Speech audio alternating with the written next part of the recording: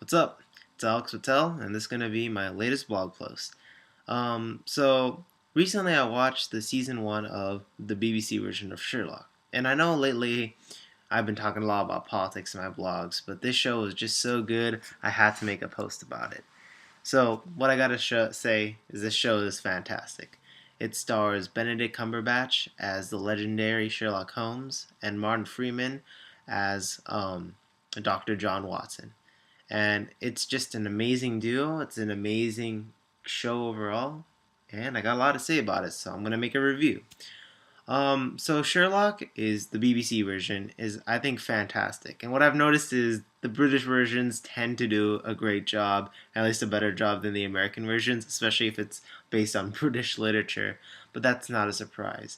What I really like about the show, and I'm seeing a lot more in modern TV shows, is that it's taking an old story but placing it in modern time. Season 1 is set in 2010 London, England. Guess when it was released? 2010. So it's set in concurrently modern day. And you see the same thing with the show Bates Motel, where the original cycle was set decades ago. Bates Motel is set in present day with present things like smartphones and modern technologies and the internet, etc. And the same with Sherlock. And it's interesting to see how a character made many, many years ago is able to adapt. And that's what I like, is the adaptability of the show, of taking an old story and making it concurrent and entertaining for modern viewers. It has Benedict Cumberbatch does a great job as Sherlock Holmes, and Martin Freeman does a good job as John Watson. But it's also good to see Sherlock Holmes in the modern lifestyle. Now he's picking up on clues regarding technology and the internet. He has his own website called The Science of Deduction. What a surprise there. And just the way the show is written overall is just brilliant. It adds a dialogue that lets things just flow beautifully and come to place, and I never feel bored. And that's the thing. It's an hour and 30 minutes. That's the way it's set up, is each season has 3 episodes, and each episode is an hour and 30 minutes long.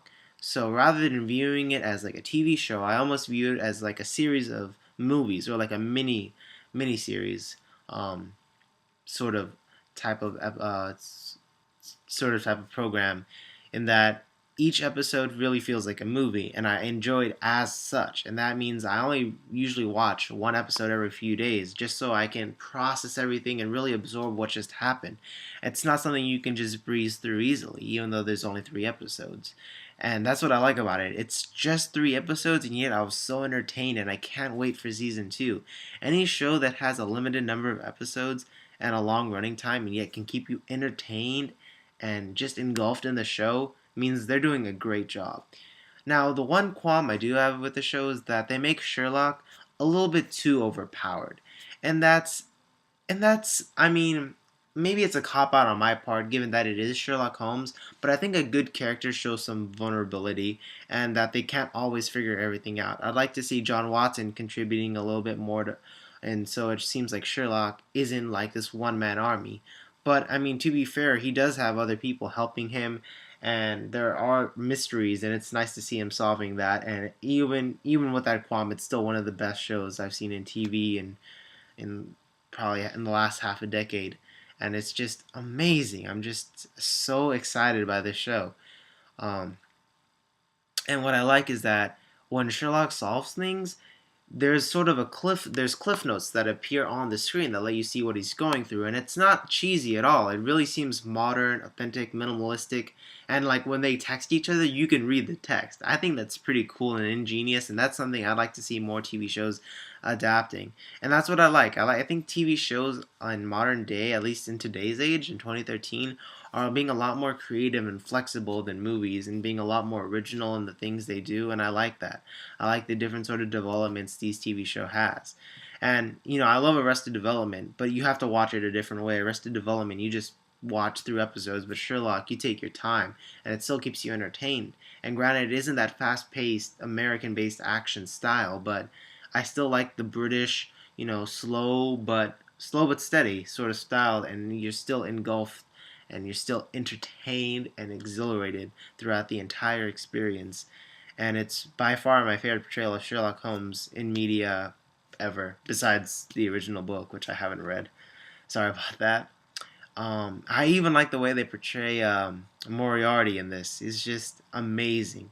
You see definitely similarities to the character Javier Bardem plays in the latest Bond movie, Skyfall, in that sort of playfulness, having complete control over a situation. It's amazing, and I can't wait to see where it goes because season one left off on a cliffhanger, and I can't wait to see season two. And I highly recommend you watch the show if you haven't already. I think all the characters get to shine. It's brilliant. Benedict Cumberbatch and Martin Freeman are some of the best actors there are, period, and they're especially well known within the British ranks.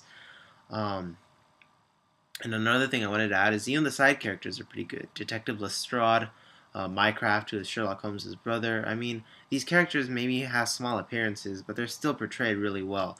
And I highly recommend this show.